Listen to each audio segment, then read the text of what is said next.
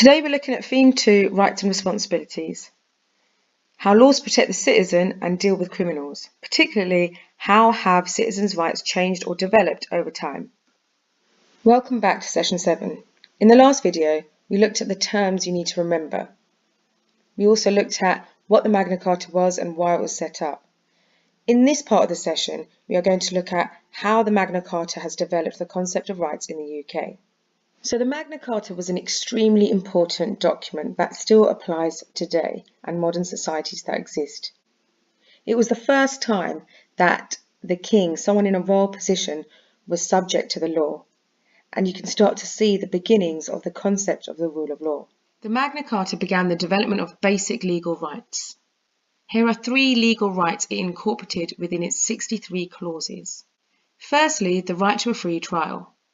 Secondly, the use of juries and a trial by peers.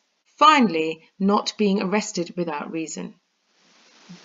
These are all legal rights that continue to exist today. From this grew a call for political rights, with major changes taking place in the 19th and 20th centuries, particularly the right for women to vote. So in 1918, women were granted the right to vote, but only at the age of 28. Not the age of 21 like everyone else. In 1928, women were then allowed to vote at the same age as men, at the age of 21. And then in 1971, the voting age was lowered from 21 to 18. Without the Magna Carta, it would not have had this domino effect on future rights that people were campaigning and fighting for. Campaigns regarding religious rights continued into the 19th century. Male Roman Catholics were only given the vote in 1829. And in 1832, the first major reform of who could vote and the size and distribution of parliamentary seats took place. In 1832, Parliament passed a law changing the British electoral system, and it was known as the Great Reform Act. This was in response to many years of people criticising the electoral system as being unfair. For example, there were constituencies with only a small amount of voters that were allowed to elect 2 MPs to Parliament. These were called rotten boroughs. Rotten boroughs is a borough that was able to elect an MP despite only having a few voters living there. In towns like Manchester, that had grown during the previous 80 years, had no MPs representing them at all, and it was clear that electoral reforms needed to take place. Lots of people campaigned, even violent riots took place across England, which finally led to the passing of the Great Reform Act in 1832. This is another example of the knock-on effect that the Magna Carta has had over rights and how rights have developed and evolved in the UK. Following on from this, the UK became an industrial society in the 19th centuries. Campaigns took place to develop economic rights and the rights of workers. For example, the right to form and join a trade union. In fact, in 1834, some farm labourers from Dorset, known as the Tolpuddle Martyrs, were sent as convict prisoners to Australia because they swore an illegal oath on joining an agricultural workers' trade union. In 1834, trade unions were not legal, and the Tolpuddle Martyrs were 6 19th century Dorset agricultural labourers who refused to work as they were not receiving enough pay.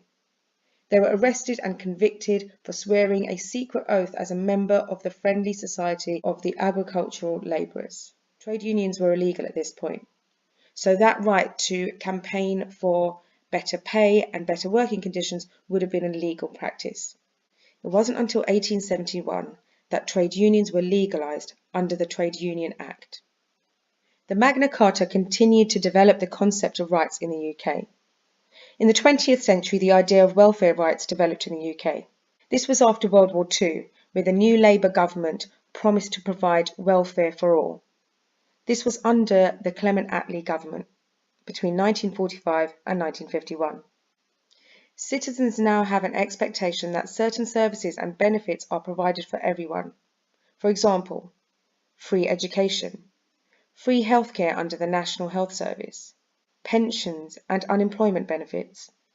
These welfare rights were given under the Labour government post-World War II. Moving on, in recent years, rights relating to a citizen's personal life have become the basis for changes in law. For example, equal opportunities legislation, equal pay, and issues relating to sexuality such as homosexual law reform and the concept of civil partnership and equal marriage rights. We'll be looking at case studies involving equal pay and the trade union movement in the next session, session 8. And as you can see, we have already looked at some of the rights gained by homosexuals and homosexual couples in session 1. Finally, we can see the impacts of the Magna Carta on society today. For example, there are currently growing calls in regard to rights concerning global issues and environmental issues. Climate change is quickly becoming an issue that is being addressed more and more by countries around the world. As you can see, the Magna Carta has played a fundamental part of the movement of rights in the UK and across the world. It is important for you to know that you do not need to remember every single one of these case studies inside out, but it's worth you having a general understanding of each case study. What I suggest to my students is that they use images as a way of remembering case studies. So for example, rather than writing all of the information about women's suffrage in the early 1900s, you could use an image to represent that case study. Similarly, when we're looking at religious rights and the voting rights given to male Roman Catholics, you could use images to represent those too, as well as the Great Reform Act of 1832. The Topodal Martyrs as 1834 could be represented as 6 working men. And as a reminder, you could have some images of trade unions to represent the Trade Union Act of 1871. In order to represent welfare rights, you could have an image of Clement Attlee or a poster of the Labour government that you may find on the internet. Similarly, you may have images of women in the 1970s campaigning for equal pay, or recent images for equal marriage rights for homosexual couples, or a recent image from 2018 of Greta Thunberg organising a student climate march in Sweden. After you've listened to the information about how the Magna Carta has developed the concept of rights in the UK, I want you to look at this slide with the images on it, and I want you to try and remember as much information as you can about each case study based on the images in front of you. Again, you don't need to know about every single case study in a huge amount of detail. You just need to know a little bit about each one, a general summary, so that you can use it as case studies to support your answers, specifically in 8-mark questions. Do the same with this slide. Do the images help you remember certain case studies? If so, this might be a strategy you want to use during revision, particularly for those people who are visual learners.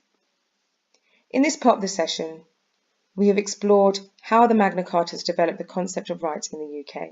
Next, we'll be moving on to explore how the Magna Carta has influenced modern societies across the world.